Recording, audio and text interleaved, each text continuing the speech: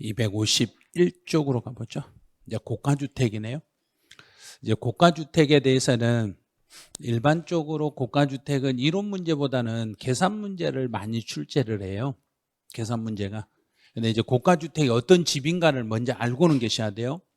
여기서는 이제 여기는 양도 당시를 기준으로 해요.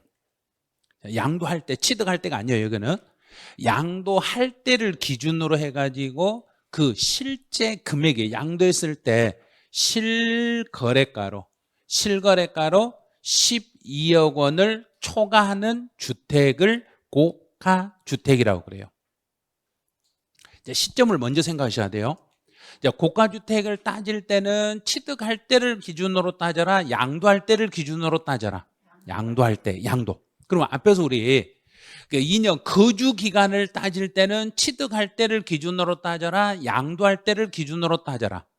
거기는 취득할 때, 여기는 고가주택 여부는 양도할 때. 양도 당시에 실거래가로, 제일 중요한 거 여기에요.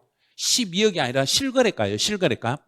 실거래가로 12억을 넘는 주택, 12억이 넘는 집을 고가주택이라고 그래요.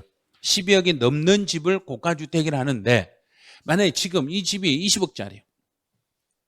양도할 때 이 집이 20억짜리면 이 집은 일반 집이다, 고가주택이다. 고가주택이다. 그런데 갑이라는 사람이 50%, 을이라는 사람이 50%. 그러면 갑은 10억이고 을도 10억이에요. 그러면 이 집은 고가주택이다, 일반주택이다. 어떻게든지 정부는 빈과세 해줄 생각으로 법을 만든다, 안 해줄 생각으로 만든다. 자, 안 해줄 생각이니까 이 금액으로 각각 10억, 10억으로 따져라, 전체로 따져라. 뭐 간단하잖아요. 이게 공동 소유하는 주택은 소유 지분에 관계없이 전체를 기준으로 고가주택 여부를 판단하겠습니다. 그래요.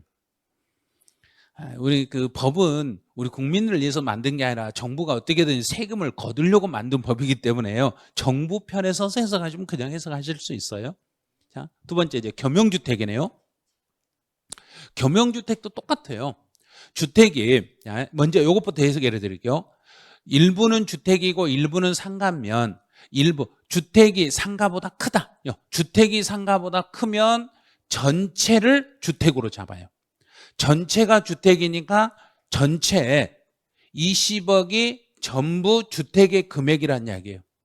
20억이 전부 주택의 금액이니까 이 집은 일반 주택이다, 고가주택이다. 고가주택이에요. 전체를 기준으로 판단하니까. 만약에 주택이 상가보다 작거나 같으면 일부 주택만 주택이에요. 여기는 주택만 주택이네. 그럼 주택이 40%니까 20억에 40%는 8억이네. 8억이면 이 집은 고가주택으로 봐라, 일반주택으로 봐라. 일반주택으로 봐라, 이렇게 되는 거예요. 그러면 이런 경우는 여기서 8억까지만 비과세를 받을 수 있고 나머지 12억은 과세로 가고, 또 겸용주택에서 전체가 20억이면 20억 전부 과세란 이야기인가, 12억 초과분만 과세란 이야기인가? 초과분만. 자, 그럼 이제 이걸 해석을 하셔야 돼. 실지 거래가액이 12억을 초과하면 12억을 초과한다고 해서 전부 비과세를 받는 게 아니라 12억 초과분만 과세가 되겠습니다. 그러면 12억 초과분을 이제 식으로 만들 줄 알아야 돼요. 12억 초과분에 대한 이 식을 어떻게 만드냐면 전체 양도 가액 중에서 양도 가액에서 얼마를 빼버리면은 12억 초과가 나오겠는가? 12억 빼버리면 되겠죠. 자, 12억을 빼버리면 돼. 그럼 고가주택에 대한 고가주택분 양도 차익, 고가주택을 구해라 그러면 구하는 거, 우리가 구하고자 하는 걸 밑에다 써야 된가, 위에다 써야 된가? 자, 근데 내가 구하고자 하는 걸 분모에다 써야 된가, 분자에다 써야 된가? 그럼 애가 울면 애를 업어줘야 된가요? 애가 엄마를 업어줘야 된가요? 애를 업어줘야죠. 업어줄 사람 애니까 자를 업어줘야죠. 그럼 여기를요. 고가주택 여기다 이게 고가주택. 그럼 전체 중에 얼마 뺀 게 고가주택이다. 10억 뺀 게. 전체 중에 고가주택 비율이 얼마냐 이건 물어보는 거예요. 그럼 우리 전번에 배웠던 부담부 증여에서 양도 비율 구하는 거하고 똑같죠. 전체 증여 가액 중에서 채무 인수액만큼을 양도 비율이라 했으니까 이것도 고가주택 비율은 전체 중에 고가주택이 차지하는 비율 12억 초과분의 비율을 고가주택 비율이라고 하겠습니다. 그래요. 자, 그럼 이제 이걸 구했으면 이제 동그라미 3번 한번 다시 봐볼게요. 단독주택으로 보는 다가구 주택. 자, 다가구. 이게 이제 다가구 주택이라고 봐요. 이 다가구 주택을 단독주택으로 본다는 이야기는 나눠서 팔았다, 하나로 팔았다. 하나로, 통으로. 하나의 매매 단위로 양도하면 이 다가구 주택은 하나의 집으로 봐라, 여러 개 집으로 봐라.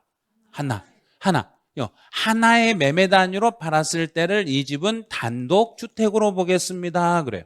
그러면 이게 전체를 하나로 팔았으니까 총 금액이 얼마란 이야기인가? 30억. 그러면 30억이니까 고가주택이다, 일반주택이다. 고가주택으로 봐서 얼마 초과분은 세금 물어라. 12억 초과분은 세금을 물어라 이 말이에요. 이제 부담부 증여 나왔네요. 이건 상당히 까다로워요. 자, 주택 20억짜리. 20억짜리를 증여하면서 채무 5억을 부담했어요. 그러면 채무를 인수하는 건 양도, 채무 인수 이외는 증여. 자, 그러면 채무 5억을 인수했으니까 5억만큼이 양도예요. 그럼 이 경우에 이 집은 고가주택으로 봐라, 일반주택으로 봐라. 어떻게든지 납세자 편을 들어라, 정부 편을 들어라. 정부 편을 들으니까 5억만 양도로 봐라, 전체 주택으로 봐라. 전체 얼마? 20억. 그러면 이제 전체 주택 가액이 12억을 초과했기 때문에 이 집도 고가주택으로 봐서 세금을 계산하셔야 됩니다. 그래요. 그래서 부담부 증여에서 고가주택 여부를 따질 때는 채무 인수액만 가지고 따져라. 총액으로 판단해라. 총액. 전체 증여 가액으로 판단해야지 채무 인수만 가지고 판단해서는 안 되겠습니다. 그래요. 이제 고가주택의 규제 내용으로 가보죠. 자, 동그라미 1번 하나만 볼 거예요. 고가주택의 규제 내용은 1세대 1주택 비과세 요건을 충족을 했어. 자, 1세대 1주택 비과세 요건을 충족을 하더라도 12억 초과, 고가주택은 비과세다, 과세다? 과세. 12억 초과액에 대해서는 비과세를 적용하지 아니합니다. 그러면 전체 중에서 얼마까지만 비과세 혜택을 주고 12억까지 비과세고 12억 초과분은 과세로 다시 전환이 되겠습니다. 그래요. 그 시기 지금 요 내용이에요. 전체 여기에 고가주택이고 전체 양도 가액 중에 고가주택 비율을 곱해버리면 고가주택 비율을 곱하면 고가주택에 대한 양도 차익이 따로 계산이 돼요. 이 내용은 나중에 이제 계산 문제 풀 수 있는 분은 계산 연습도 하셔야 되는데 나는 세법 계산 문제는 포기할란다. 그러면 안 해도 돼요. 계산 문제 나오면 나는 그냥 안 풀란다. 그러면 이론만 생각하세요. 자, 고가주택은 양도 시점으로 판단해라, 취득 시점으로 판단해라. 양도 시점으로. 실거래가를 기준으로 해라, 기준시가를 기준으로 해라. 실거래가를 얼마가 넘으면 고가주택이다. 12억 초과. 12억 그러시면 큰일 나요. 12억 초과. 그럼 12억 초과하면 전체가 비과세다, 초과분만 비과세다. 초과분만 비과세 혜택을 받을 수 있습니다. 이제 초과분만 비과세를 받으니까 한번 연습을 한번 해볼게요. 자, 연습할 때 거기에 그 오른쪽 날개 아마 있을 거예요. 날개에 기출 1번을 한번 보세요. 기출 1번. 오른쪽 날개 오른쪽 제일 하단에 기출 1번 보시면 이게 나와요. 비과세 요건을 충족하는 고가주택의 양도 가액이 15억이요. 근데 양도 차익은 4억이요. 그럼 이 경우에 양도 차익 4억 전부 과세란 이야기인가? 12억 초과분만 과세란 이야기인가? 12억 초과분. 그럼 이제 전체 전체 4억 중에서 양도 차익 4억 중에서 12억 초과분을 이렇게 곱하면 돼. 그러면 전체 양도가액이 얼마니까? 15. 15억 중에 12억 초과니까 4억 곱하기 전체 15억 중에서 그 중에 얼마까지는 비과세니까? 12억까지는 비과세니까 4억 곱하기 15분의 3. 자, 지금부터 이제 뭐 하면 된가? 계산기 누르면 돼. 계산기 누르면 돼요. 4억 곱하기 3 나누기 15. 계산기 진짜 누르셔야 돼. 한번 눌러보세요. 자, 아니 그냥 누르고 계산기 눌러서 계산기를 이제 하나씩 눌러봐. 이제 누를 때 뭘 실수하냐면 이게 억이니까 4억이니까 0을 몇 개를 쓴지를 몰라서 거기서 헤매. 그럴 필요 없어요. 어떻게 하냐면 4 곱하기 3 나누기 15 해가지고 나오면 여기에 숫자가 나오면 그게 답이요. 자, 뭔지 몰라도 8이 나오죠. 8. 그럼 8천이 있으면 8이 답이요. 그래서 8 있잖아요. 8 있으니까 답이요.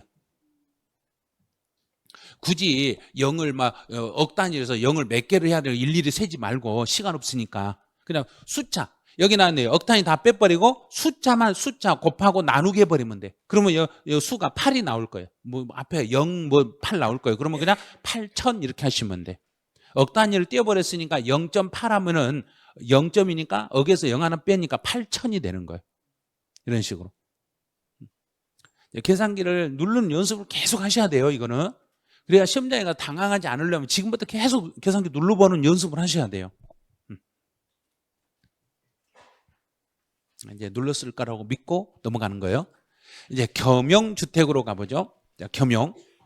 이제 겸용이라는 것은 일부는 주택이고 일부는 상가로 쓰는 걸 겸용주택이라고 그래. 자, 일부는 주택, 일부는 상가. 그래서 위에는 주택, 아래는 상가 이렇게 돼 있는 거 이걸 겸용주택이라고 그래요.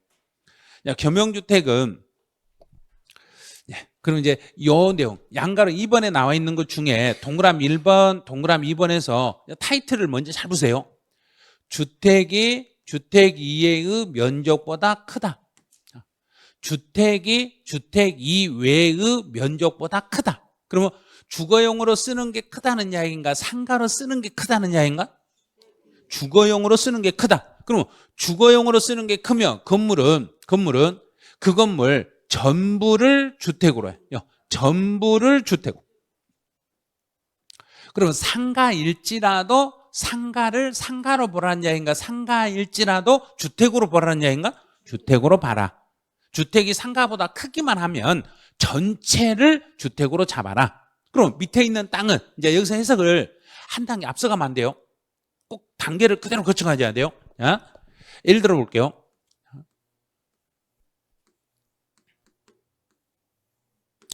이 중에 이제 일부는 상가이고 일부는 주택이라고 봐요. 자, 그러면 여기서 이쪽이 주택이고 여기가 상가예요.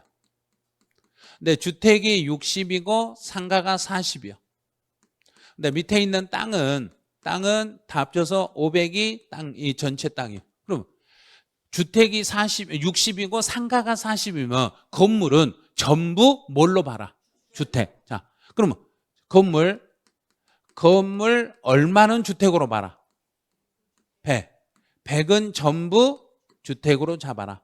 그러면 밑에 있는 땅 500은 전부 주택의 땅으로 잡아라? 일부 주택의 땅으로 잡아라? 한 단계를 생략하면 나중에 시험 문제 풀 때 어쩌다 맞았다 어쩌다 틀렸다 그래요. 조심하셔야 돼 이거를. 자, 토지가 위에가 전부 주택이니까 밑에도 전부 누구의 땅이다? 그렇죠. 전부 주택의 땅이다. 전부 주택의 토지다. 자, 여기까지 해결했어요. 전부 주택의 땅인데 우리 전번주에 배울 때 이 주택의 땅은 전부 비과세다. 한도까지 비과세다. 그 다음에 여기에서 그 다음에 한도 내에서 비과세입니다. 이렇게 따져야 되는데 요 단계를 앞에다 세워놔 버리면 맞을 때도 있고 틀릴 때도 있고 그래요. 그래서 이제 다시요. 주택이 상가보다 크면 건물 중에 주택이 상가보다 크면 건물은 전부 주택으로 잡아라. 그럼 밑에 있는 땅은 전부 주택의 땅으로 잡아라. 일부 주택의 땅으로 잡아라. 전부 주택의 땅으로 잡아라. 그러면 이 주택의 땅은 전부 비과세다, 한도 내에서 비과세다. 한도 내에서. 그럼 한도를 잡으면 도시 밖에 있으면 몇 배까지 비과세고? 10배. 안쪽으로 들어오면 5배. 도시의 수도권의 주상공업은 3배만큼 비과세입니다. 나중에 한도를 따져야 돼. 한도는 제일 나중에 따지셔야 돼요. 자, 그럼 1번은 해결했어. 이제 2번. 주택이 주택 이외의 면적보다 작거나 같습니다. 주택이 주택 이외의 면적보다 작거나 같다. 그럼 주택하고 상가가 똑같거나 주택이 작았을 때는 그때는 주택 부분만 주택으로 보겠습니다. 주택만 주택으로 봅니다. 주택이 상가보다 작거나 같으면 전부 주택이다. 주택 부분만 주택이다. 주택 부분만 주택이다. 그럼 해서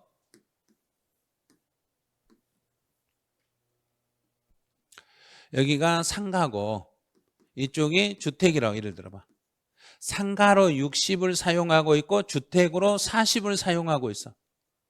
근데 밑에 있는 땅은 전체가 천이 밑에 땅이다. 자, 그러면 이 건물은 이 중에 건물은 전부 주택으로 잡아라, 주택만 주택으로 잡아라. 자, 주택만 주택이니까 주택으로 사용하는 면적은 얼마다? 40. 상가로 사용하는 면적은 60. 자, 여기까지 잡았어, 이제. 그러면 이 땅 중에, 땅 천 중에 전부가 주택의 땅이다, 일부만 주택의 땅이다. 일부만. 이제 여기서 일부만 말하는 거예요. 이 땅 중에 주택의 토지는 전체 천 중에서 전체 건물은 총 얼만데? 전체 건물은 얼만데? 100. 전체 건물은 100인데 그 중에 주택으로 사용하는 면적은 40. 자, 그러면 주택의 땅은 이렇게 0 2개 띄고 0 2개 띄고 4하고 0 하나 하고 여기 0 있으니까 400만 주택의 땅이다. 그럼 이 400은 전부 비과세다, 한도 내에서만 비과세다. 그렇죠. 언제나 이런 식으로 순서를 잡으셔야 돼요.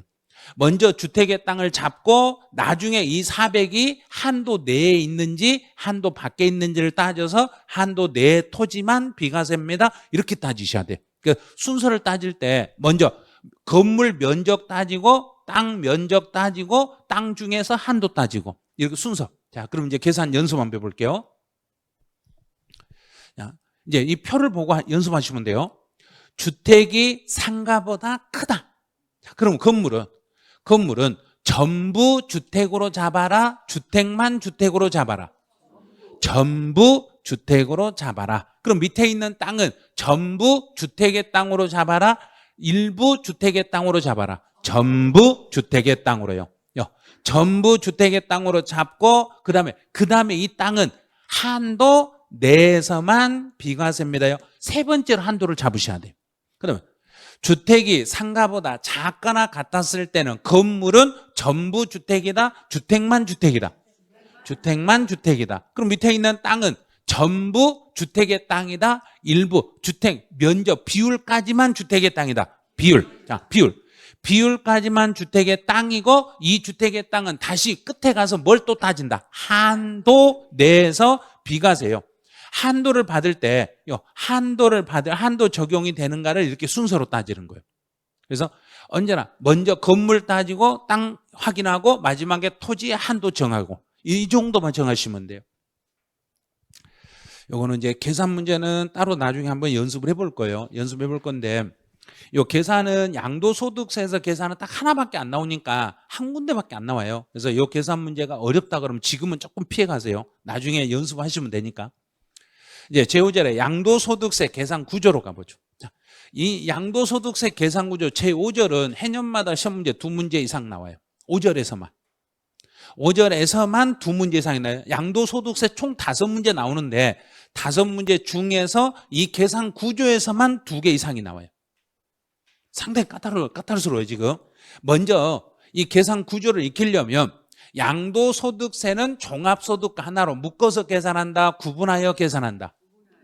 그거부터 기억하세요. 자, 양도소득과 종합소득은요. 종합소득과 양도소득은 구분하여 계산합니다. 구분하여 계산합니다. 요 단어만 기억하세요. 구분. 양도소득세 계산하는 계산 구조와 종합소득세 계산하는 계산 구조는 하나로 연결되어 있는가 따로 되어 있는가? 따로 구분 계산합니다. 요것부터 이제. 자, 구분 계산할 때 양도소득세 계산은 이렇게 해요.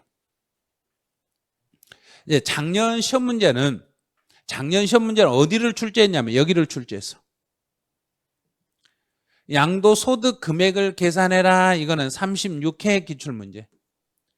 35회 기출문제는 여기 35회에서는 과세표준을 구해라. 여기 출제.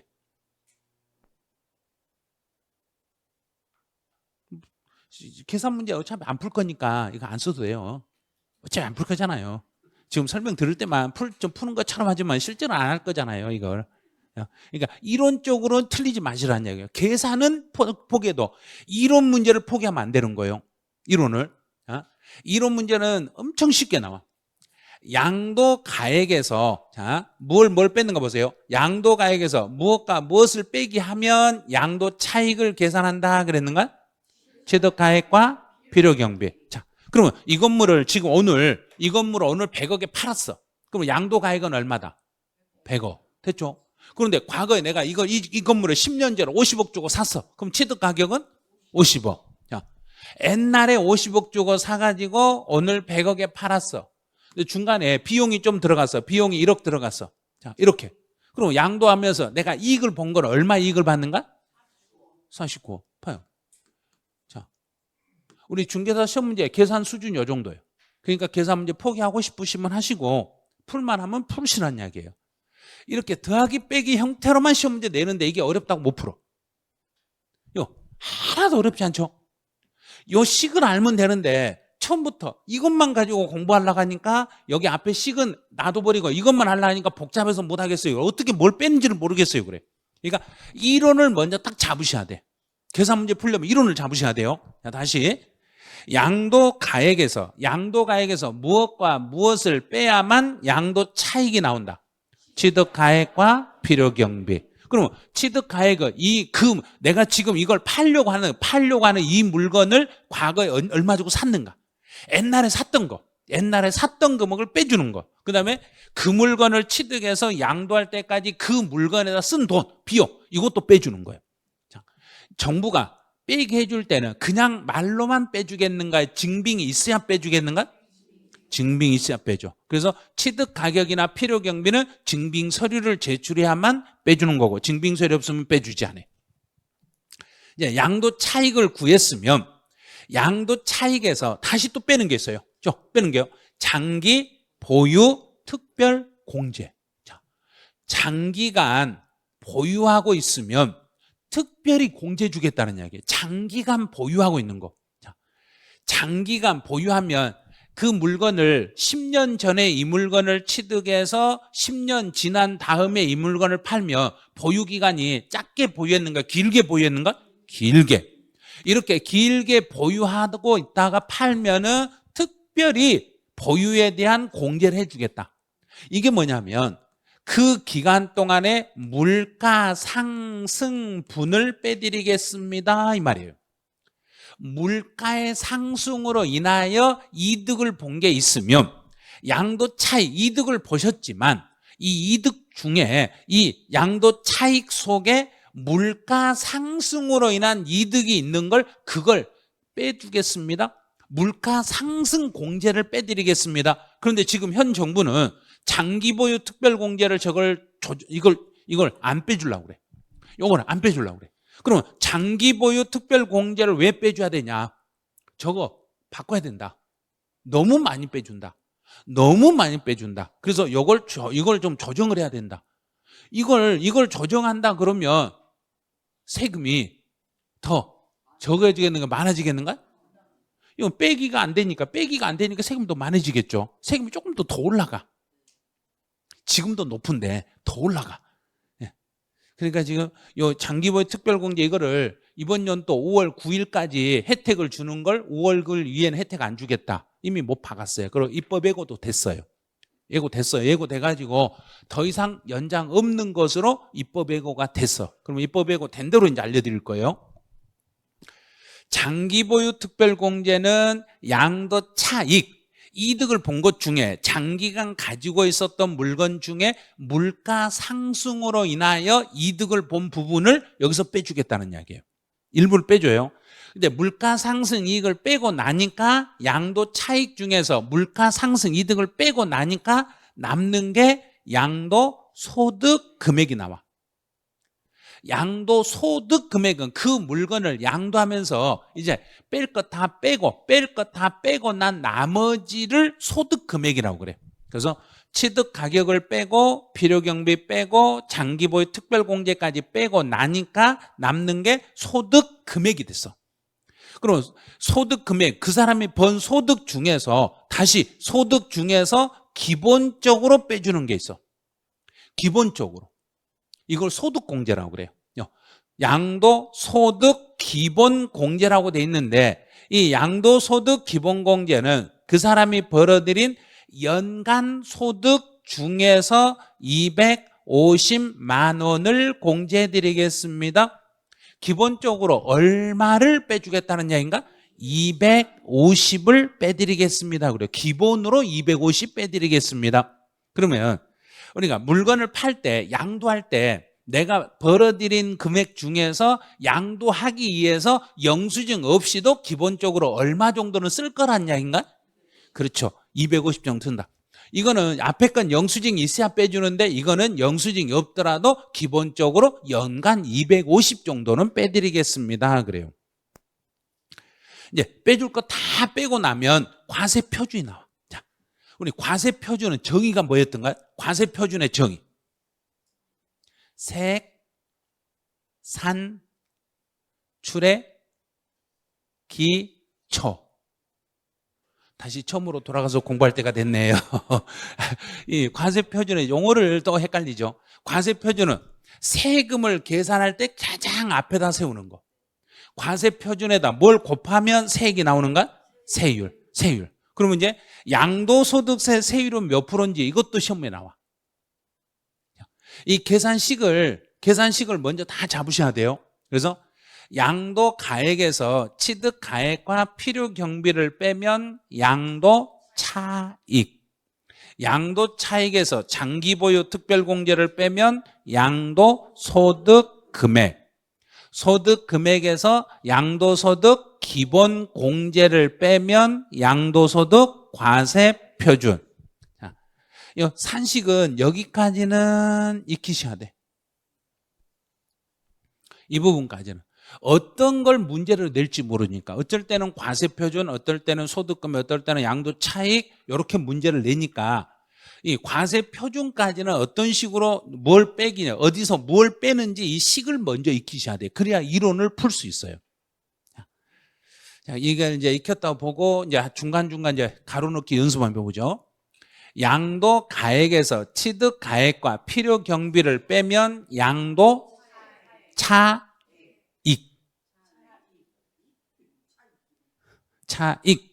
자, 양도 차익에서 장기 보유 특별 공제를 빼면 양도 소득 금액. 양도 소득 금액에서 기본 공제를 빼면 양도 소득 과세 표준. 여기에 세율을 곱하면 양도 소득 산출세액이 계산됩니다. 그래. 자, 다시 한번. 자, 이제 양도 가액에서 양도 차익을 계산하려면 무엇과 무엇을 빼야만 양도 차익을 계산할 수 있고 취득 가액과 필요 경비. 그러면 양도 차익에서 소득 금액을 계산하려면 뭘 빼면 되고? 장기 보유 특별 공제. 장기 보유 특별 공제를 빼면 소득 금액이 나오는데 소득 금액에서 무엇을 빼야만 과세 표준이 나오고? 양도 소득 기본 공제. 그러면 과세 표준에 세율을 곱하면 산출세액이 계산됩니다. 자, 한 번 더요. 한 번 더 연습이요. 양도 가액에서 취득 가액과 필요 경비를 빼면 양도 차익. 장기 보유 특별 공제를 빼면 양도 소득 금액. 양도 소득 기본 공제를 빼면 양도 소득 과세표준. 세율을 곱하면 양도소득, 산출세액. 자, 이 식을 계속 연습을 하셔야 돼요. 자, 다시 한번. 양도가액에서 무엇과 뭘 빼면? 취득가액과 필요경비를 빼면 양도차익. 양도차익에서 장기보유 특별공제를 빼면 소득금액. 또 소득금액 다시 뭘 빼면? 양도소득 기본공제를 빼면 과세표준. 계속 반복 숙달 연습하셔야 돼요.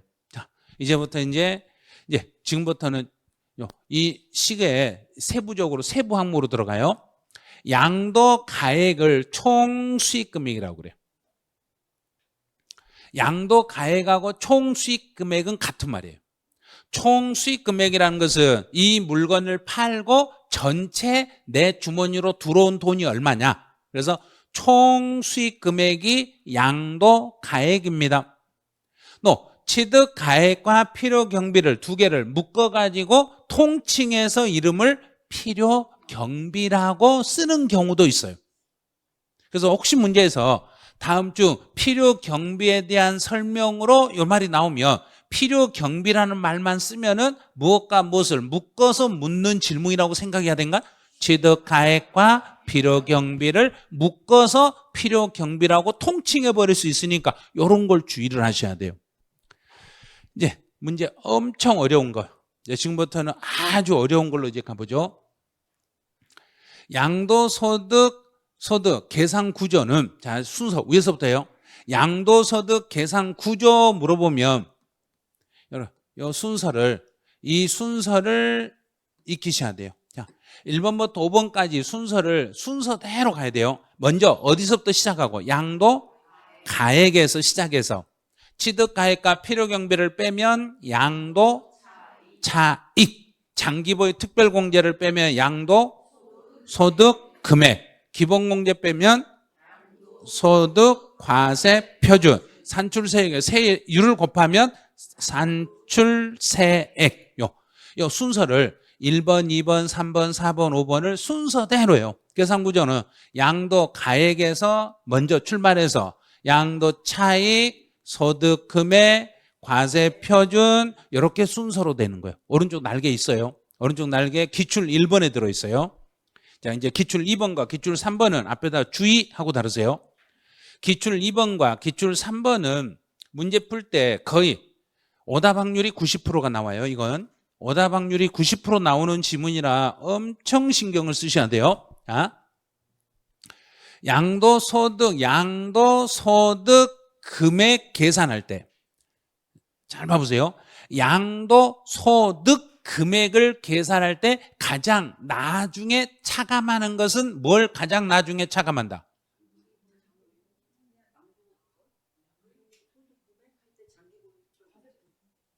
지금 물어보는 게 여기를 물어봤어요.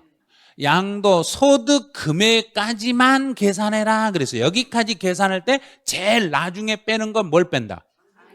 그렇죠. 장기보유 특별공제예요. 묻는 질문이 뭔지를 정확히 보셔야 돼요. 자, 3번. 양도소득 과세표준을 계산할 때, 양도소득 과세표준을 계산할 때 그러면 여기네요. 양도소득 과세표준을 계산할 때 제일 나중에 빼는 것은 양도소득 기본공제. 그러니까 단순 암기해서는 못 푼다는 이야기예요. 이 식을 정확히 알아야 돼. 이 식을 정확히 알아야 소득 금액을 지금 묻고 있는지 과세 표준을 묻고 있는데 무엇을 묻고 있는지를 알아야 그래야 문제를 풀 수 있어요. 그래서 이게 쉬운 문제처럼 보이지만 오답률이 엄청나게 많이 나오는 질문들이에요. 그래서 과세 표준을 물어보면 그냥 기본공제 찍으면 돼. 그런데 소득 금액을 물어봐도 기본공제를 찍어버린다는 이야기예요. 소득 금액을 계산할 때 제일 나중에 빼는 것은 여기 밑에는 없는 거예요. 밑에 없는 거예요. 여기까지만 물어봤으니까 소득 금액 계산할 때 제일 나중에 빼는 것은 장기보유 특별공제입니다. 이렇게. 쉬운 게 아니에요. 쉬운 것처럼 보일 뿐이지 진짜 어려운 거예요, 이거. 이제 한 페이지 넘겨보시면 양도가액과 취득가격은 이제 산적이라는 이야기는 계산을 정할 때 양도가액이나 취득가액의 계산할 때 금액을 어떤 금액을 쓸 거냐 이거예요. 이제 여기에 기록할 때 양도가액을 얼마로 하고 취득가액을 얼마로 하고 필요경비 얼마로 할 때 여기에 기록할 때 무엇으로 기록할 거냐 이거예요.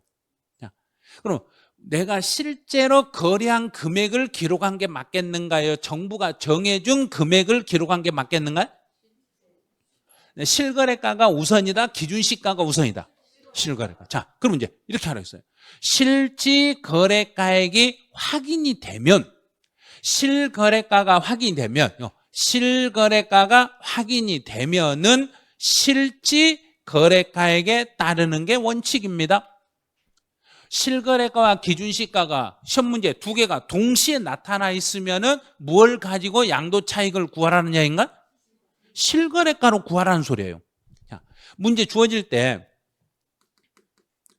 실지 가격, 기준시가 이렇게 두 개 나오고 양도가액은 10억이고 기준시가는 6억이고 취득가격은 5억이고 기준시가는 3억입니다. 자, 필요경비 없습니다. 이 경우에 양도 차익을 구해라 그러면 양도 차익은 얼마다? 자, 5억이다, 3억이다. 봐요, 발음 못하신 분 있잖아요 지금. 자, 실거래가가 지금 여기 실거래가 확인됐다 안 됐다? 됐다. 기준시가 있어도 실거래가가 우선이니까 기준시가로 적용하지 마시고 양도 차익은 그냥 빼기만 하면 돼 이렇게. 이걸 시험이라고 3번이나 냈어요. 이걸 시험이라고 3번이나 냈다니까요. 그런데 계산이라고 안 풀었어요. 계산이라고 안 풀고 다음 문제 때 난 다시 공부할 거예요. 그런 거예요. 저런 계산 문제를 포기할 이유가 없는 거예요, 이걸. 그러니까 먼저 계산부터 잡으려고 하지 마시고 이론을 딱 잡아놓고 이론을 계산하다 붙이시면 돼요. 그러면 계산이 쉬워. 그런데 계산부터 풀려고 하니까 어려우신 거예요. 자, 다시요. 계산 문제를 풀 때 실거래가와 기준시가가 두 개가 동시에 주어져도 실거래가가 확인되면 뭘로 우리 계산 문제를 푼다? 실거래가로 푼다. 실거래가로 푸는 거예요. 실거래가 확인되면 그냥 실거래가를 하시면 돼. 자, 그럼 이제 동그라미 2번 가네요. 자, 2번. 양도가액을 실거래가로 했어. 자, 여기 양도가액을 실지가액으로 했어. 자, 실거래가로 했어. 그럼 이제 두 번째로 위에서부터 여기서부터 이렇게 내려오는 거예요. 이렇게 순서대로 계산할 때는 양도가액에서 뭘로 잡았는가? 실거래가로 잡았으면 두 번째로 취득가액도 실거래가로 따르면 돼. 양도가액이 실거래가면 취득가액도 당연히 실지가액으로 계산하는 게 원칙이라는 이야기예요. 그러면 필요경비는 실제 경비로 잡아라, 정부에서 정해준 경비로 잡아라. 실제 똑같아야 돼요. 이것도 실지 경비를 갖다 여기다 계산할 때 쓰시면 돼. 그래서 양도가액이 실거래가로 계산했으면 취득가액도 당연히 뭘로 하고? 실거래가. 필요경비도 실지 경비로 계산하시면 돼. 그런데 양도가액을 기준시가로 적용했어. 이제 양도가액을 여기를 기준시가. 여기서 기준시가라는 것은 내가 실제로 거래한 금액이다, 정부가 정해준 금액이다. 정부가 정해준 기준시가를 했으면 당연히 취득가액도 기준시가에 따르겠습니다. 취득가액도 여기도 기준시가로 가겠습니다 이 말이에요. 그럼 필요경비는 실지경비로 가라, 정부에서 정한 기준경비로 가라? 그렇죠. 정부에서 정한 기준경비로 가라는 이야기예요. 양도가액을 정부가 정했으면 밑으로 전부 정부가 정한 걸로 하고, 양도가액을 실거래가를 했으면 밑으로 전부 실지금액으로 하시고, 이 논리가 똑같아야 돼. 이렇게 똑같이 적용하셔야 돼. 그래서 양도가액을 뭘로 하냐에 따라서 취득가격이 바뀌어지는 거예요. 그럼 양도가액을 실거래가로 했으면 취득가액도 실거래가, 양도가액을 기준시가로 면 취득가액도 기준시가로 계산하는 게 원칙입니다. 계산식을 할 때 실거래가와 기준시가가 두 개가 동시에 있으면은 실거래가 확인됐다 안 됐다? 됐다. 됐죠. 두 개 다 있으니까 됐죠.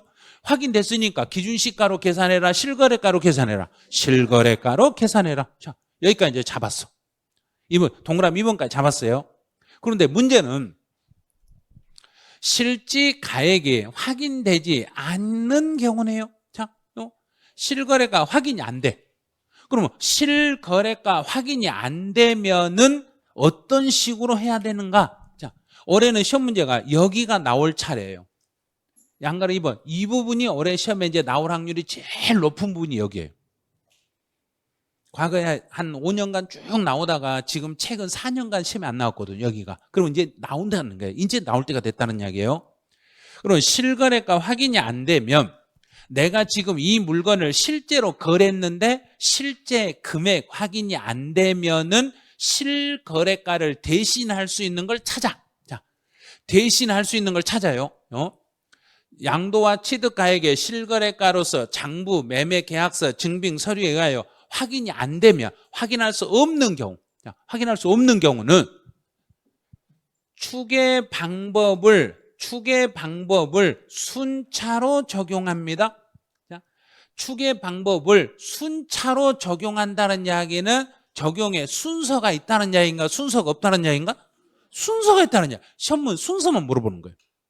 여기서는 순서 관계, 누구를 먼저 적용하냐 이걸 물어보는 거예요.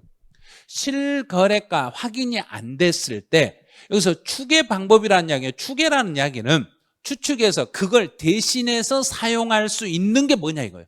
실거래가를 대신해서 사용할 수 있는 다른 게 있으면 그 순서는 어떤 순서로 갖다 쓸까요? 하고 물어보는 거예요. 그러면 양도가액을 추계할 때는 제1번이 매매 사례가액을 갖다 써요.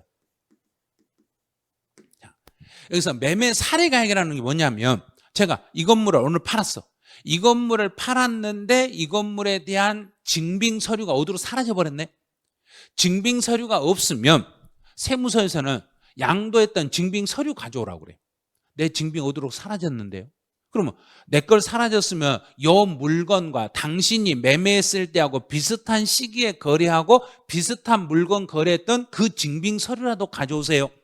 그럼 내가 매매했을 때와 비슷한 사례가 있는 걸 찾아서 가져오세요 이 말이에요. 그러면 내 것이나 내가 거래했던 금액이나 비슷한 물건을 최근에 거래한 게 있으면 그 금액을 찾아서 내미는 것을 매매 사례가액이라고 그래. 그 매매 사례가액이라는 것은 실제 내 증빙 자료인가 남의 자료인가? 남의 자료죠. 남의 자료인데 내 물건과 유사한 물건의 자료라는 이야기예요. 그러면 유사한 물건의 자료니까 거의 내 물건과 비슷하겠는가 비슷하지 않겠는가? 비슷하겠죠. 비슷해. 그래서 1번으로 매매 사례가액을 내 것과 아주 비슷한 것을 1번으로 적용을 해줘. 근데 매매 사례가액이 없으면 2번으로 그 물건에 감정가액이 있으면 감정가액을 2번으로 갖다 써. 매매 사례가액이 있으면 매매 사액으로 갖다 쓰고 요게 없으면 다음 순서로 감정가액으로 가. 근데 감정가액도 없으면 세 번째로 기준시가로 이렇게 가. 그럼 기준시가는 내가 실제로 내 금액이란 이야기인가 정부가 정해준 금액이란 이야기인가? 정부가 정해준 금액입니다. 그러면 여기는 앞머리를 따서 외우셔야 돼. 이거 순서를 외워야 되니까. 자, 여기 이렇게 동그라미 치세요. 매, 감, 기, 요 순서 외우세요. 여기는 순서가 중요하니까 순서를 정확히 외우셔야 돼요. 매매 사례가액, 감정가액, 기준시가를 순차로 적용합니다. 그러면 이제 시험 문제를 어떻게 내냐면 양도가액에 대한 실거래가 확인이 되지 않는 경우는 기준시가, 감정가액, 매매 사례가액을 순차로 적용합니다. 순서가 맞았는가 틀렸는가? 틀렸죠. 이거는 순서가 중요하니까 순서를 정확히 익히셔야 돼요. 순차로 적용합니다 해서 이 순서를 시험에서 물어보는 거예요. 순서. 그래서 매, 감, 기 순서로 가겠습니다. 자, 두 번째 이제 취득 가격을 추계하네요. 그럼 과거에 아주 오래전에 물건을 사가지고 그때 증빙 서류가 다 분실해 버렸어. 서류, 영수증이 다 없어져 버렸네요. 증빙 서류가 다 없어졌으면 내가 물건을 취득했을 때 그때 내 물건과 유사한 물건을 취득했던 사람의 매매 사례가 있으면 그걸 갖다 써요. 매매 사례 가액을 1번으로 갖다 쓰시고, 이제 이게 없으면 자, 두 번째로 똑같아. 감정가액으로 가. 감정가액을 2번으로 갖다 써요. 그 다음에 이제 주의할 게 3번. 자, 이게 3번. 여기는 3번이 하나 더 들어있어. 자, 취득가액에는 특이한 게 환산취득가격이라는 거. 환산취득가액이라는 게 있습니다. 환산해.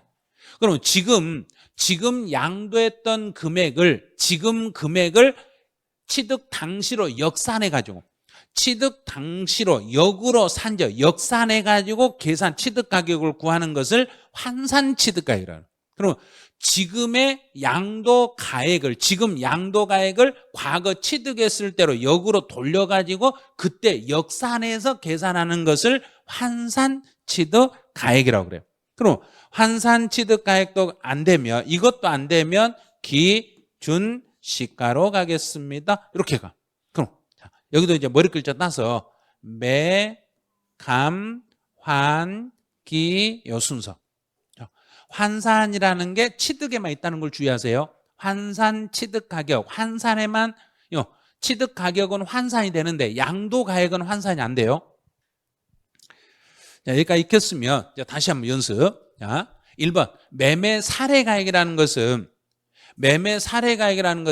내가 물건을 사고 팔았을 때 내 물건과 비슷한 시기에 거래된 게 있으면은 그걸 갖다 쓰겠다는 이야기예요. 내 물건과 비슷한 시기, 그러면 취득일, 양도일 전후 몇 개월 이내 그랬는가? 3개월 이내 그랬어요. 양도일 또는 취득일 전후 3개월 이내에 거래된 걸 말해요. 취득세에서 배웠던 거하고 약간 다르니까 주의하셔야 돼요. 취득세에서 시가, 인정액으로 우리가 갖다 쓸 수 있는 것은 취득하고 내가 오늘로부터 취득일 전, 거기는 몇 개월이었고? 6개월. 취득 후 3개월. 그런데 매매 사례가액은 전후, 앞뒤로 전부 몇 개월? 3개월. 앞뒤로 전부 3개월이에요. 내가 거래했을 때, 내가 지금 팔았을 때와 취득했을 때 전후 3개월 이내에 내 물건과 유사한 물건을 거래한 게 있으면 그걸 갖다 쓰시면 돼. 그런데 이제 여기까지 내면 문제는 쉬워. 한 단계를 더 들어가네요. 여기서 한 단계를 더 들어가니까 약간 힘들 수 있어요. 자, 이 매매 사례가액을 나와 특별히 관계 있는 사람의 증빙을 갖다 쓰면 인정해 주겠는가, 인정 안 해 주겠는가? 그냥 안 해주는 거 아니에요. 해줘야 돼요. 나와 특별히 관계 있는 사람의 영수증을 매매 사례가액을 갖다 써도 인정을 해줘야 돼. 그런데 부정하게 조작을 해가지고 서로 짜가지고 세금을 적게 내려고 하면 그건 안 돼. 그럼 이제 어떤 거 안 되는 걸 봐야 돼요. 자, 특수 관계인과 거래 등으로 객관적으로 부당하다고 인정되는 경우는 이를 적용하지 않습니다. 여기 이 지문을 알아야 돼요. 객관적으로 부당하다고 인정되면은, 이 말은 누가 봐도 저 영수증은 제대로 된 영수증이다, 잘못된 영수증이다. 잘못되고 세금을 적게 내려고 서로 짜가지고 영수증을 조작한 걸로 느끼면은 요거는 인정이 안 됩니다. 그런데 통상적으로 특수관계인하고 특수관계인의 매매 사례를 인정을 못한다? 할 수는 있다. 할 수는 있어요. 할 수는 있는데 객관적으로 부당하다고 여겨지면 그거는 인정을 못하겠다는 이야기예요. 그러면 만약에 바꿔볼게요. 객관적으로 부당하지 않다고 인정이 되면, 부당하지 않는 것은 특수관계인의 매매 사례일지라도 인정은 받는다, 인정을 못 받는다? 받는다. 단 부정하게 객관적으로 누가 봐도 부정하다고 인정이 될 만한 것은 안 된다, 이런 뜻이에요. 그래서 문제 내는 거예요. 단서조항 여기까지 문제를 출제해요. 이 부분까지 출제하니까 그냥 매매 사례라고 해서 무조건 전후 3개월 이것만 익히면 안 돼요. 전후 3개월 이내에 발생한 매매 사례가액도 특수관계인과 관계해서 객관적으로 누가 봐도 부당하다고 인정이 되는 것은 내가 갖다 쓴다, 못 쓴다? 못 쓴다. 갖다 쓸 수가 없습니다. 그러면 객관적으로 부당하지 않다고. 이건 누가 봐도 그냥 공정하다고 인정하는 건 특수관계인과 거래일지라도 특수관계인의 자료도 갖다 쓸 수는 있다 없다? 있다. 공정하면 갖다 쓸 수 있어. 근데 객관적으로 부당하면은 그거는 안 되겠습니다. 그래요. 이제 두 번째, 감정가액. 감정가액도 여기도 전후 똑같아요.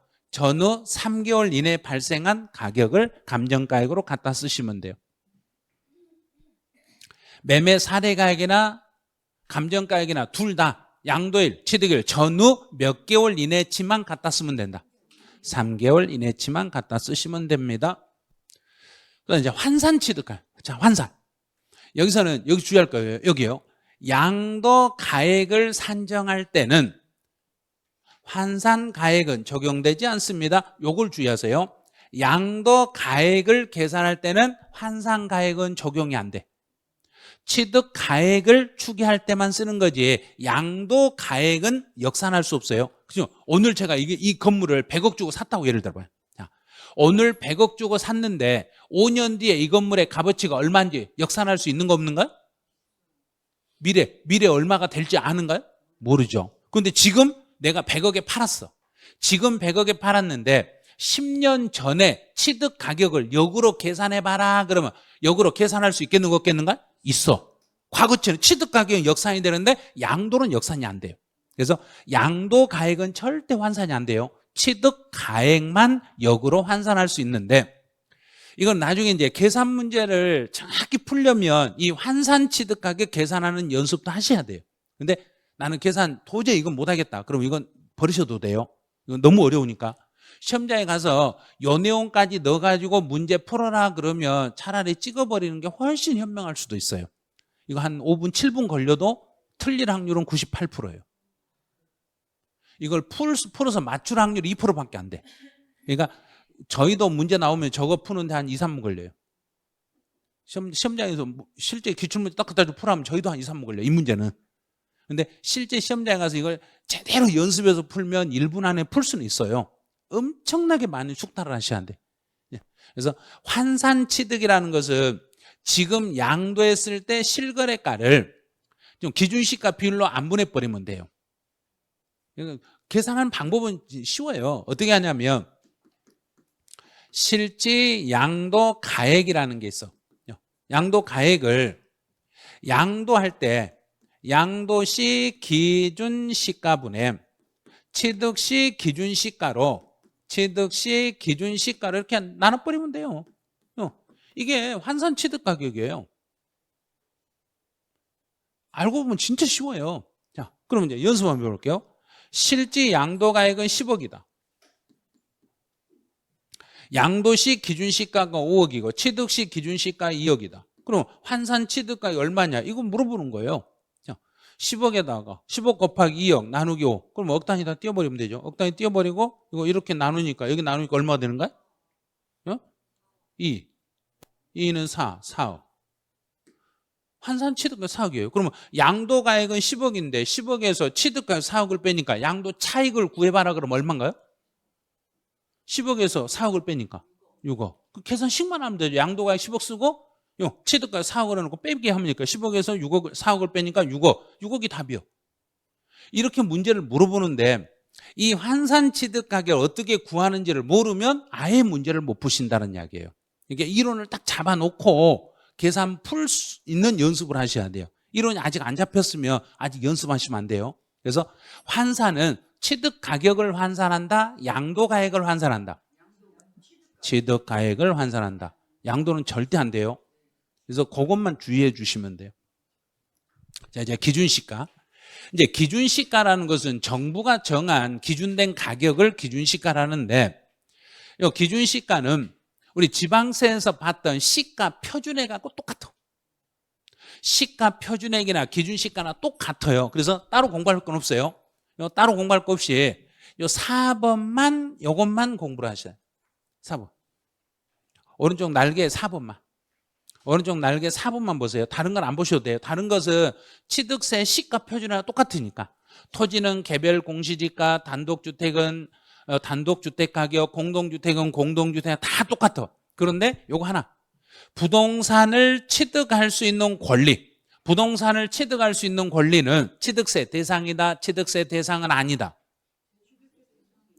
취득세 대상물은 총 14가지가 있는데 14가지 속에 부동산을 취득할 수 있는 권리가 있는가 한번 봐볼게요.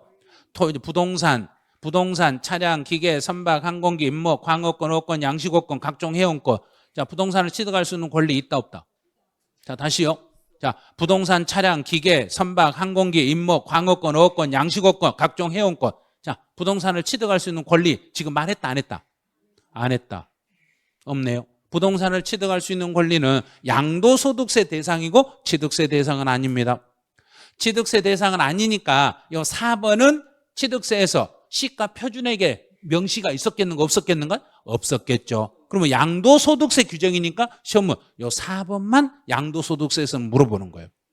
부동산을 취득할 수 있는 권리는 지금 오늘까지 내가 돈을 낸 거 플러스 불입한 거. 자, 오늘까지 낸 거, 납입한 거, 납입한 금액에다가 프리미엄 상당액을 합한 금액을 기준 시가라고 그래요. 자, 요 P를 더한 거. 오늘까지 예를 들어서 제가 분양권을 오늘 계약하고 분양권에서 오늘부터 시작해서 총 제가 5억을 입금을 했어. 5억을 입금하고 누군가에게 오늘 팔 때 P 1억을 더 받고 팔았어. 그럼 5억을 납입한 거 5억에다가 P 1억을 받았으면 기준시가는 얼마다? 6억. 6억이라는요. P까지 포함한 금액을 기준시가로 한다는 거예요. 프리미엄 상당의 요 금액을 합한 금액을 기준시가로 합니다. 여기를 잘 봐야 돼요. 지금까지 납입한 거, 오늘까지 낸 돈에다가 P까지 더한 금액을 기준시가라고 하겠습니다. 이래요. 안 그래도 3번의 산정 방법 이제 다시 한번 가보죠. 이제 올해 이제 시험에 나올 수 있는 내용들이라 이거 조금만 신경 쓰면 풀 수 있어요. 근데 조금 어렵게 다가올 수도 있어요. 양도 가액을 실지 양도 가액을 적용했어. 양도 가액을 실거래가로 하면 취득 가액도 당연히 뭘로 해야 되고 실거래가로 하셔야 됩니다. 자, 여기까지 이제 찾았어. 근데 양도 가액에 대한 실거래가 확인이 안 되면 양도 가액에 대한 실거래가 확인이 안 되면 순서를 어떻게 순서를 잡아라 그랬는가? 매감 발음 정확히 하세요. 양도 가액은 양도는 환산이 된다 안 된다? 자, 다시요. 양도 가액에 대한 실거래가 확인이 안 되면 순서를 매감기 환 안 들어간다고요. 양도 가액에는 환이 절대로 들어가면 안 돼요. 이 순서가 시험에 나오니까 이 순서를 틀리는 순간 한 문제 날아가는 거예요. 절대 틀리시면 안 돼요, 이런 걸. 그래서 양도 가액은 실거래가가 원칙인데 실거래가 확인이 안 되면은 매매 사례가액, 감정가액을 순차로 적용합니다. 자, 여기까지 잡았어. 그럼 이제 여기까지 잡아놓고 그 다음 단계를 이해를 하셔야 돼요. 매매 사례가액이나 감정가액은 실제 내 금액이란 야예요. 내 금액은 아니란 야인가? 내 금액은 아니죠. 실제 내 금액은 아닌데도 매매 사례가액이나 감정가액은 자, 요 두 개 해석 잘 하셔야 돼요. 매매 사례가액이나 감정가액은 실제 내 금액은 아닐지라도 실지가액으로 인정이 됩니다. 실거래가로 인정이 돼. 이 말 뜻을 이해하셔야 돼요. 나의 실제 가격은 아닐지라도 다른 사람의 실제 금액을 내가 대신 갖다 썼기 때문에 매매 사례가액이나 감정가액은 실거래가와 동일하게 인정해 드리겠습니다. 이 말 뜻을 이해하신 분은 문제를 이제 100% 다 풀 수 있어. 자, 그럼 다시 가보죠. 양도가액을 매매 사례가액을 적용하면은 취득가격은 무엇을 적용해야 맞다? 취득가액도 매매 사례가액을 적용한다, 실거래가를 적용한다? 실거래가로 인정을 했으니까 실거래가로 인정을 했으니까 실거래가가 1번입니다. 이렇게 되는 거예요. 이게 엄청 어렵게 다가오실 거예요. 근데 이 말 뜻을 빨리 이해하셔야 돼요. 다시요. 양도가액에 대한 실거래가 확인이 안 돼. 양도가액에 대한 실거래가 확인이 안 되면 대신 실거래가 대신 무엇을 갖다 쓸 수 있다. 매매 사례가액, 감정가액을 갖다 쓸 수 있는데 이 매매 사례가액이나 감정가액은 실거래가로 인정을 받는다, 못 받는다? 그렇죠. 거기까지 이해했어. 이제 받는다. 받았으니까 양도가액을 매매 사례가액으로 적용해도 취득가격은 1번이 매매 사례가액이다, 실거래가다. 실거래가다. 그래서 실거래가로 계산하는 거예요. 자, 여기까지만 보는 거예요. 그 다음 다시 한번. 양도가액에 대한 실제 가격 확인이 안 돼서 감정가액, 양도가액을 감정가액을 적용하면 취득가격은 실거래가가 1번이다, 감정가가 1번이다. 실거래가가 1번이다. 감정가액도 실거래가로 인정을 했으니까 양도가액을 실거래가로 한 것과 동일하니까 취득가액도 실질 취득가격이 1번 적용이 되겠습니다, 이 말이에요. 근데 이제 다시요. 그러면 양도가액을 매매 사례가액을 적용하면 양도가액을 매매 사례가액을 적용하면 취득가격은 매매 사례가 1번이다. 실질 취득가격이 1번이다. 실질 취득가액이 1번이다. 자, 이제 어느 정도 익힌 것 같으니까 이제 다음 단계로 넘어가네요. 자, 다시 이제 순서를 잘 봐야 돼요. 양도가액을 실거래가로 했으면 당연히 취득가액도 1번은 실질 취득가액으로 가는 거고 실질 취득가격 확인이 안 되면은 매, 감, 환, 기 순서로 가겠습니다.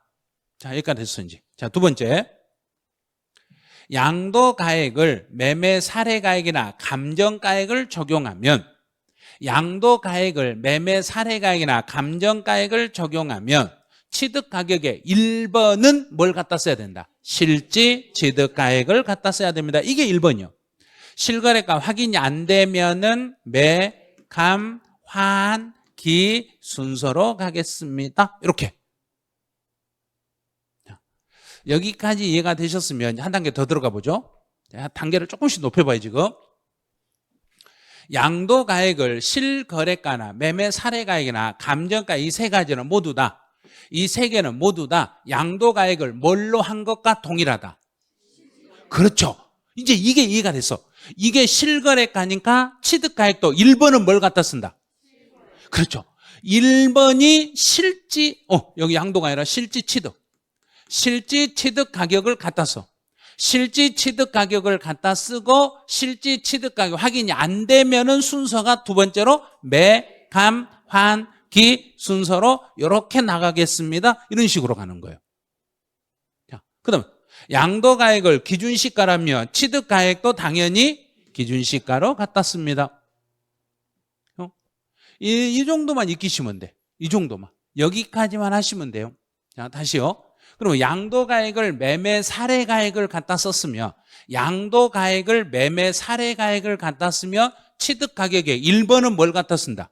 실질 취득가격으로 가고 실질 취득가격 확인이 안 되면은 매, 감, 환, 기 순서로 이렇게 적용을 합니다. 이 순차적으로 나온다고 해서 아주 쉬울 거라고 생각했는데 그렇지 않죠. 이게 아주 쉬운 것처럼 문제를 내면 너무 쉬우면 안 돼요, 이쪽은. 그래서 문제가 상당히 까탈스럽게 나오니까 조금만 신경 쓰시면 풀 수는 있어요. 자, 그럼 이제 동그라미 2번 한번 가보죠. 동그라미 2번은, 자, 2번은, 이거는 또 어떤 내용이냐면, 양도가액 또는 취득가액의 실거래가에 따라서 할 때 토지 건물에 함께 취득하거나 함께 양도해서 구분이 안 되네. 그러면 전체 금액 중에, 자, 여기가 이렇게 건물 플러스 토지를 토탈 10억으로 양도했어. 건물하고 토지를 다 더해서 10억으로 이렇게 토탈 10억으로 양도했으면 건물 양도가액은 얼마인가요? 토지 양도가액은 얼마인가요? 모르죠. 알 수가 없잖아요. 토지와 건물의 가격을 나눠봐라. 자, 나눠봐라. 이거 어디서 많이 들어본 것 같네요. 어디서 들어봤냐면 취득세나 등록면허세 과세 표준을 계산할 때 토지 건물을 일괄로 취득하거나 일괄 등기하면서 토지 건물의 가격 구분이 안 되면 무엇의 비율로 나눠라 그랬는가요? 토지 건물의 뭐 비율로? 가액 비율로 나눠라. 이거 똑같네요. 여기는 기준 시가 등을 고려하여 안분 계산합니다. 안분한다 이 말은 요 금액이 토지 건물의 가격이 토탈 10억으로 양도했을 때 토지와 건물의 가격 구분이 안 되면 나누면 돼. 자, 나누면 되는데 이 나눌 때 이제 이렇게 나누는 게 있어. 자, 동그라미 3번에 한 페이지 넘겨보세요. 동그라미 3번에 나눌 때 이제 내가 나눈 것과 자 구분 기장한 가액이 안분 계산한 가액과 30% 이상 차이가 난다. 이 말은 뭐냐면 내 맘대로 구분한 방식과 내가 토지는 얼마, 건물 얼마라고 내가 구분해버렸어. 내가 임의로 구분한 것과 정부에서 법으로 하라는 방식과 차이가 몇 프로 이상 차이가 나면 30% 이상 차이가 나면은 내가 구분한 건 제대로 구분한 걸로 봐라, 잘못 구분한 걸로 봐라. 30% 이상의 차이가 나면은 자기 구분이 내가 했던 방식은 잘못된 것으로 보겠습니다. 그럼 불분명한 걸로 본다는 이야기는 실제 가격 확인이 안 된 걸로 보라는 이야기예요. 실거래가 확인이 안 됐으니까 매감기 또는 매감 환기 순으로 이렇게 다시 작업해라 이 말이에요. 30% 이상 차이 나면 내가 구분한 것과 정부에서 하라는 방식과 차이가 몇 프로 이상 차이가 벌어지면 30% 이상 차이가 벌어지면은 내가 구분한 걸 그대로 인정해라, 인정하지 말아라. 그런데 작년부터 법이 바뀌었어. 또 바뀌었어. 뭐라고 바뀌었냐면 네가 구분한 것이 네 마음대로 한 것이 아니라 다른 법에 나와 있는 걸 참고해가지고 했더라면 그때는 봐주겠다. 그래서 이제 단서 조항을 봐야 돼요. 자, 단서에 다른 법령에서 정하는 바에 따라서 구분한 경우는 제외하겠습니다. 이 말은 뭐냐면 30% 이상 차이가 나더라도 왜 차이가 났는가 봤더니 내가 내 마음대로 구분한 게 아니라 다른 법에 있는 기준을 따라가지고 구분한 거다. 나는 저쪽 법에서 저렇게 하라고 하니까 나는 그 법을 따라서 내가 구분한 거다. 그래서 30% 이상 차이가 벌어졌다. 그럼 다른 법에 나와 있는 것을 세법에서 부인하면 되겠는가 안 되겠는가? 안 되죠. 그래서 다른 법령에 나와 있는 구분 방식을 따라가지고 내가 구분했을 때는 30% 이상 차이가 나더라도 내 방식은 잘못된 방식으로 봐라, 제대로 된 방식으로 봐라. 이렇게 해석을 하는 거예요. 이거는 조금 난이도 있는 지문이라 조금은 이제 나중에 공부를 하실 때 그 앞에 작년에 개정 내용이라 한 번 정도는 다시 보기는 해야 돼요. 근데 우리 시험에서 이렇게까지 심하게 낼 수는 없을 거예요. 이렇게까지 심하게는. 이제 큰 2번 가보죠. 자, 큰 2번까지 하고 잠시 쉬었다 할게요. 제가 이제 신고를 아예 안 했어요. 무신고. 내가 신고를 안 했어. 내가 신고를 안 하면 양도가액과 취득가액에 대한 내가 양도세 신고 안 해버리면은 정부가 계산해 주겠는가 안 해주겠는가? 해줘야죠, 당연히. 자, 정부가 계산해 주는데 내가 신고 안 했으니까 정부가 처음으로 계산하겠는가? 이미 해놓은 거 수정하겠는가? 처음으로. 내가 안 해버렸잖아요. 내가 안 했으니까 정부도 처음으로 하겠죠. 처음으로 계산하는 걸 이름을 두 글자로 뭐라 한다 했던가? 결정이라 했던가? 경정이라 했던가? 처음 하는 걸. 자, 그럼 이제 내가 신고를 아예 안 했으니까 정부가 뭐 할 수 있다 그랬는가요? 그렇죠. 결정할 수 있어요. 내가 신고를 아예 안 해버렸으니까 정부가 세금을 계산할 수 있어요. 정부가 결정할 수 있어요. 자, 그럼 두 번째. 내가 신고했어. 신고 가액이 사실과 달라. 그러면 내가 신고했는데 내 금액이 정부가 계산해 봤더니 정부가 자기들이 받을 금액보다 더 내가 많이 신고했는가 적게 신고했는가? 적게. 내가 적게 신고하니까 정부는 내가 계산한 것을 다시 정정을 해. 다시 정정해가지고 너 세금 더 내. 정정하는 걸 결정이라 한다? 경정이라 한다? 정정. 그럼 끝에 가봐야죠. 세액을 경정한다 이렇게 돼 있죠. 그래서 아예 신고 안 하면 정부가 세금을 결정해서 나한테 통지할 수 있고, 내가 세금을 신고했지만 내 신고 내용이 정부가 생각한 거하고 달랐을 때는 경정해가지고 다시 세금을 나한테 통지해서 세금을 걷어갈 수 있어요. 이 정도만. 여기는 이 정도만 보세요. 좀 하시고 이제 3번 실제 양도 가액, 여기서부터는 잠시만 쉬었다가 또 진행을 하죠.